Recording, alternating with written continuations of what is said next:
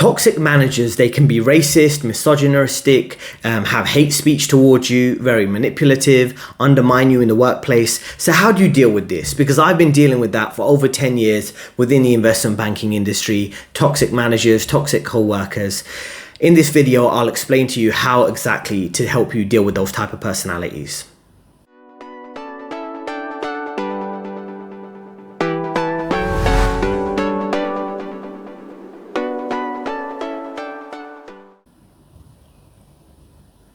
Now, number one, what you should do is essentially ignore them, right? You want to be able to ignore any of their attempts to undermine you, ignore any of their attempts to manipulate you, to trigger you, to get you to react in a very negative way, right? So you should try to avoid that. Sometimes they might know you have a particular strong view, maybe about gender or about politics or religion or something like that. And they try to deliberately say something to get you to express your views in a very kind of extreme way, in a strong way, to get you to say something that could be deemed politically incorrect and have a negative impact of your career.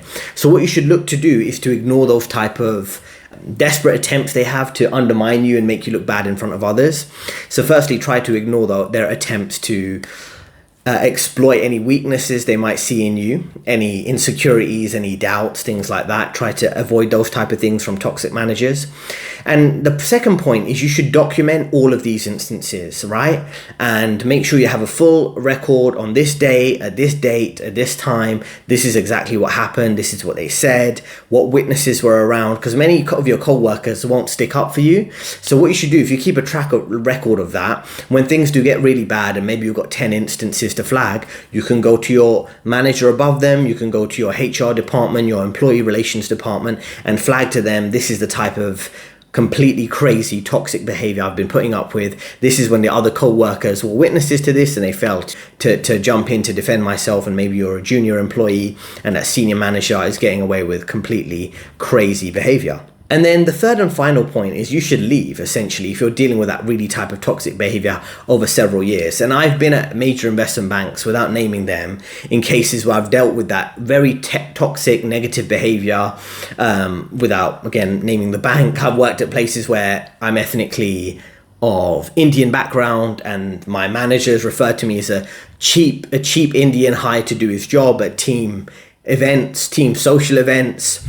I've dealt with, if you have more traditional gender views, you might get cancelled for that. You might get you might be labeled as misogynistic for just talking about basic gender roles, and they might try to undermine you and make you look like a crazy person in front of others.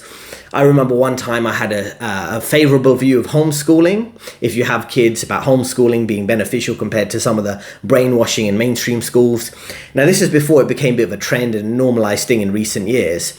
And they tried to make me look like I was a crazy conspiracy theorist because I believed in that. Any little attempt to undermine you, I've dealt with these type of completely messed up people, to be honest, completely pathological psychopaths, right?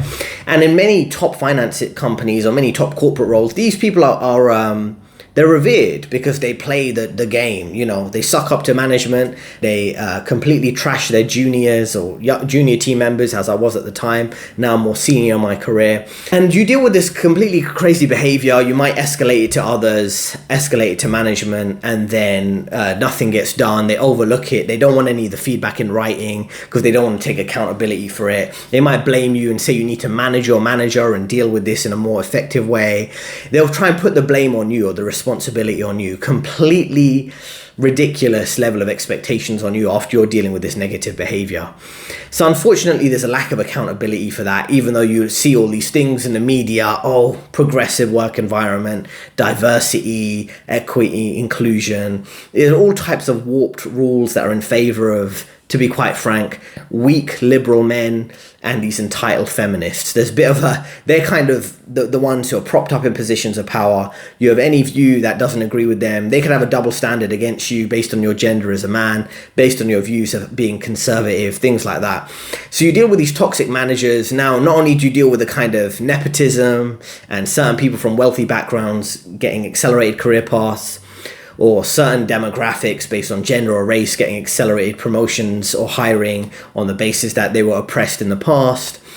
You deal with, on top of that, now you're dealing with like a politicized work environment. You're dealing with other people's insecurities, the crabs in the bucket mentality. You're doing something positive in your life, maybe going to the gym, and then co-workers act like, I don't know, you're trying to put them down because you're eating healthy or working out regularly, or you're in a healthy relationship. They want to make a little cheap dig at that because you're not maybe pursuing the lifestyle choices that they are.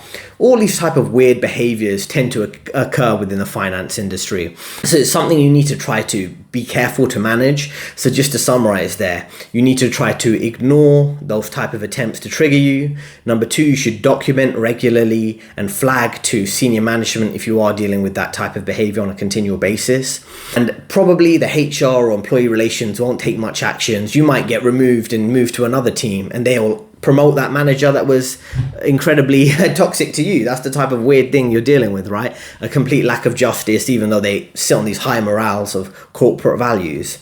So in that case, you could leave, go to another company and probably get a pay rise and maybe an easier job with less work and not deal with that toxic type of personality again.